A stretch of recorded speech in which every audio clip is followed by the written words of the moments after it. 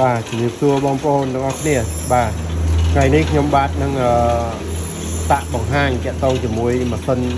បកគ្រាប់ស្វាយចន្ទីបាទលក្ខណៈគ្រួសារឲ្យបងប្អូនបានទស្សនាបាទនេះជា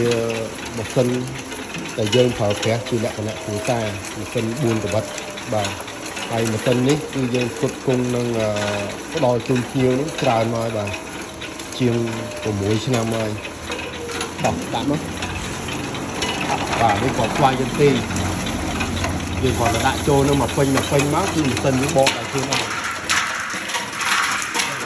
ការបកគឺមានចាំពីបែបអញ្ចឹងបាទតោះទៀតចឹងនេះជួនក្នុងការប្រើប្រាស់មែនតើបាទវាcònចិត្តឲ្យស្វាយចូលក្នុងតៅវាមក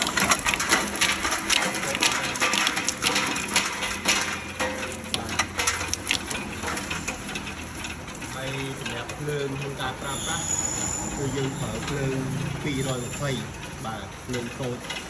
តាមផ្ទះគឺយើងប្រើបានដោយងាយស្រួលបាទហើយតាក់ទងមួយម៉ាស៊ីនគឺបកចេញមកគឺគ្រាប់ស្វាយគឺនៅមុងបាទអញ្ចឹងគ្រាប់ស្វាយទូទៅម៉ាស៊ីនរបស់ខ្ញុំគឺបកមកគឺអត្រានៃការបែកគឺមានតិចបំផុតបាទវាថាត្រឹម2% ចុះក្រោមបាទហើយសម្រាប់ຂະຫນາດសហគ្រាសរោងចក្រ